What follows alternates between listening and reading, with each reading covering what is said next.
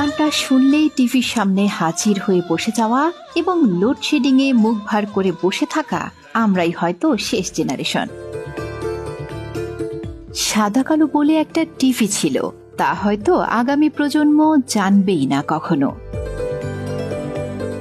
মারা গেছেন আয়ুব বাচ্চু, মাইকেল জ্যাকসনও অনেকদিন হলো পৃথিবীতে নেই। আর কোনো নতুন ফানি ভিডিও বানাবেন না মিস্টার বেন। নতুন প্রজন্ম হয়তো জানবেই না কথা না শুনেও প্রাণ খুলে হাসা যায়। শুক্রবার মানেই বাংলা সিনেমা দেখার কথা মনে পড়লে এখন হাস্যকর লাগতেই পারে অনেকের কাছে। একটিমাত্র টিভি, আর সেই টিভি দেখতে ঘর ভর্তি মানুষ। সবাই মিলেও যে একটা সিনেমা দেখা যায় তা হয়তো বুঝবেই না নতুন প্রজন্ম।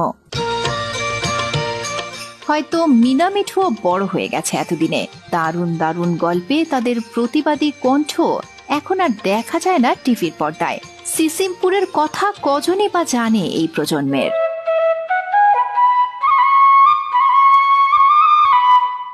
চায়ের দোকানে একগাদা মানুষ, নদীতে দল বেঁধে গোসল, কিছুই পাবে না। ভাই বোন এখন যে যার মতো থাকে। আনন্দ কিংবা মারামারি কোনোটাই এখন আর আগের মতো হয় না। মায়ের চুলার পাশে বসে পিঠা খাওয়া এখন আর হয় না। দল বেঁধে চড়ুই ভাতির আয়োজন, কলা পাতা দিয়ে দোকান বানানো কিংবা নারকেল পাতা দিয়েও যে চশমা ঘড়ি বানানো যায়, এখনকার প্রজন্ম এসব জানেই না। আক্ষরিক অর্থেই এই পৃথিবীর সব থেকে ভাগ্যবান জেনারেশন আমরাই, যারা 90-এর মাঝামাঝি থেকে 2005-06 অব্দি শৈশব কাটিয়েছি। আমাদের সময় এমন একটা ঘড়ি ছিল যেটা হাতে দিয়েও গোসল করা যেত। পেঁপের ডাটি দিয়েও যে টিউবওয়েল বানানো যায় তা এখনকার জেনারেশনের কজনই জানে। হারিকেন কিংবা মোমবাতি ছিল পড়ার জন্য একমাত্র আলোর ব্যবস্থা। এখনকার প্রজন্ম তা হয়তো জানেই না। সন্ধ্যা নামলে উঠানে বড় আসন পেতে পরিবারের সবাই মিলে দাদা দাদি কিংবা নানা নানির মুখে হাজারো গল্প শোনা আর আকাশের চাঁদ তারা দেখা এখনকার জেনারেশনের কতজনের ভাগ্যে জোটে। সালমান শাহ আর কখনো বাংলা সিনেমায় আসবেন না। রাজ্জাক, রাজীব, হুমায়ুন ফরিদি সহ সবার অভিনয় কি অসাধারণ ছিল। টেলিসামা দিলদাররা তো অনেক আগেই চলে গেছেন। আমরাই হয়তো শেষ জেনারেশন যারা মাঠে খেলতে বল কেনার জন্য সবাই মিলে টাকা জমাতাম। একটা ব্যাট কিনতে আমাদের অনেক কষ্ট হতো। নিজের বলে কোনো মোবাইল ছিল না। তথ্য আদান প্রদানের একমাত্র মাধ্যম ছিল চিঠি।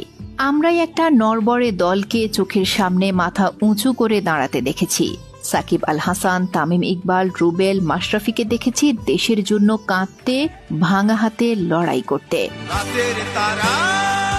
জেমস, আয়ুব বাচ্চু শিরোনামহীন মাইলসের সবচেয়ে ভালো গানের সাক্ষী আমরাই। আসিফের ও প্রিয়া গান, জেমসের রাতের তারা, বাবা কতদিন দেখিনি তোমায় কিংবা আয়ুব বাচ্চুর আমি কষ্ট পেতে ভালোবাসি, দুর্দান্ত সব জনপ্রিয় গানের সাক্ষী এই আমরাই। খুব সহজলভ্য ইন্টারনেট পেয়েছি আমরা। গুগল, ইউটিউব, ফেসবুক সব পেয়েছি। তবে মাসুদ রানা কি আগের মতোই লেখা হয়? কতদিন নদীতে নৌকা ভাসানো হয় না। অনেক স্মৃতি আছে আমাদের। আবেগে ভেসে যাওয়ার মতো গল্প আছে। বাবাকে জমের মতো ভয় পাওয়া শেষ জেনারেশনও হয়তো আমরাই।